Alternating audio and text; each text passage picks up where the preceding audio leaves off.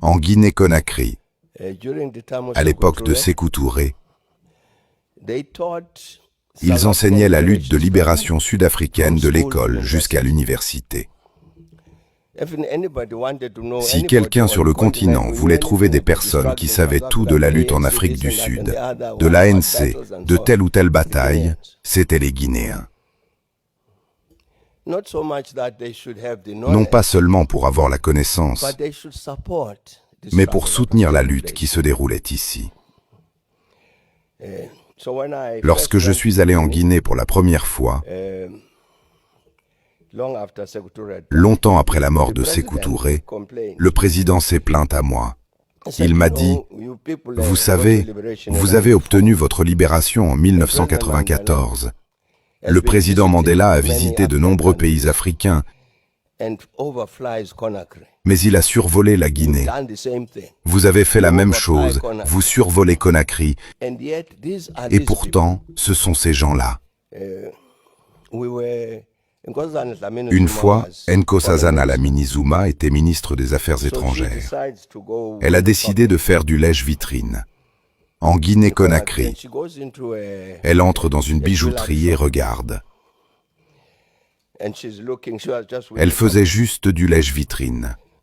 Le commerçant lui dit, « Madame, choisissez celui que vous préférez. Lequel, selon vous, est le meilleur pour vous ?»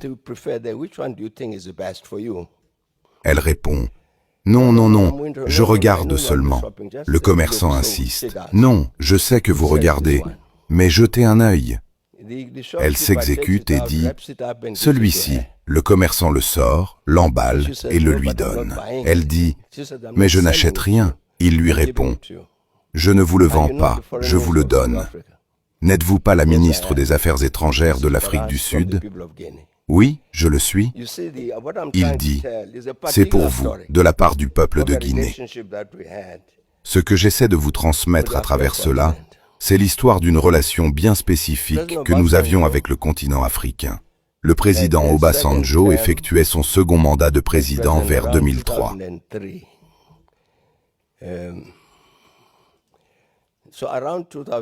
Autour de 2002, j'ai commencé à lui dire «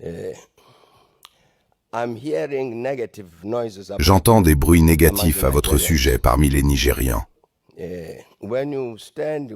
Lorsque vous vous porterez candidat pour votre second mandat, vous risquez de ne pas l'obtenir. » Il me répondait « Non, non, non, Thabo, ne t'inquiète pas, tout va bien. » Jusqu'à ce que, je crois, lors de l'Assemblée générale des Nations unies en 2002, ils me disent « Mais pourquoi n'as-tu pas soulevé cette question concernant le Nigeria ?» J'ai dit « Parce que je connais ta réponse. Ta réponse va être « Ne t'inquiète pas, tout va bien. » Il a dit « Non, tout ne va pas bien. Vous savez, nous avons dû intervenir là-bas pour parler aux dirigeants du Nigeria et leur dire « C'est certain, vous avez des problèmes avec lui concernant le Nigeria, mais nous ne voulons pas le perdre en tant que leader africain. Alors s'il vous plaît, pouvons-nous parvenir à un compromis ?» C'est ainsi que l'affaire a été réglée. Madiba s'est occupé de la RDC lorsque le vieux Kabila a pris le pouvoir. Vous vous en souvenez. Ensuite, Julius Nyerere, Mwalimu, a visité le pays et un jour il m'a dit, j'étais alors vice-président. « Que faites-vous concernant le Congo ?» J'ai dit, « Mwalimu, nous avons un accord avec le président Kabila pour former un comité conjoint qui examinera absolument tout ce qui concerne le Congo et nous-mêmes. »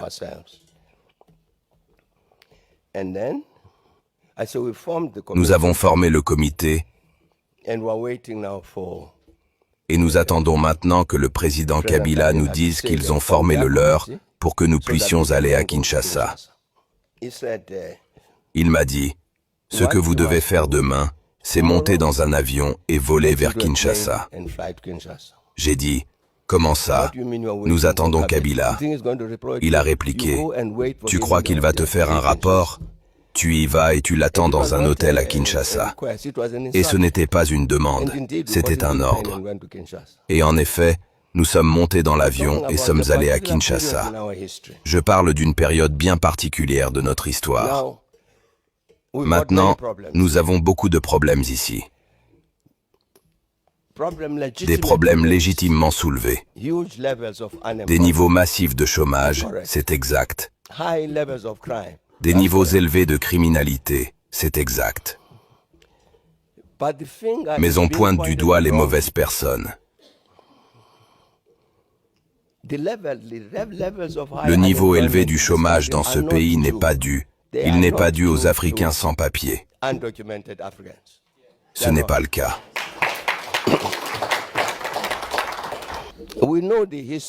Nous connaissons l'histoire en détail.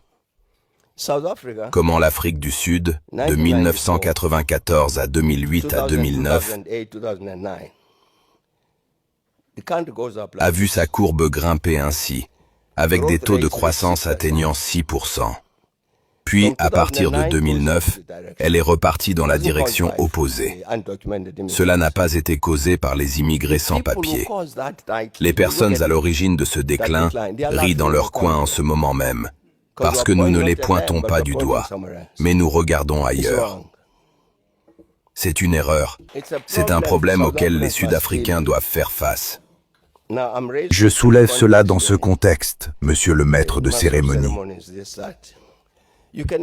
pour que vous puissiez imaginer ce que se dit le citoyen de Guinée-Conakry. Quand je dis aujourd'hui à ce Guinéen qui marche dans les rues de Johannesburg, le slogan « Rentrez chez vous », ils ne le comprennent pas. Et la raison pour laquelle ils ne le comprennent pas, c'est parce qu'au cours de la lutte contre l'apartheid, le continent en est venu à s'approprier l'Afrique du Sud. Si vous vous en souvenez bien, cette lutte sud-africaine n'était pas seulement une lutte sud-africaine, c'était leur lutte. Je vais donc faire une prédiction. Les Africains continueront à venir en Afrique du Sud. Peu importe ce que vous faites, vous ne pouvez pas changer les cœurs et les esprits de ces Africains. C'est un état d'esprit particulier à l'égard de cette Afrique du Sud qu'ils ont aidé à libérer. Ce que nous devons faire en tant que Sud-Africains, c'est nous demander comment gérer cela. Vous n'allez pas résoudre le problème du chômage ici en criant contre les Africains sans papier et en laissant tranquilles les coupables. Les coupables sont assis ici. Je pourrais même vous donner leur nom. Mais nous pointons du doigt les mauvaises personnes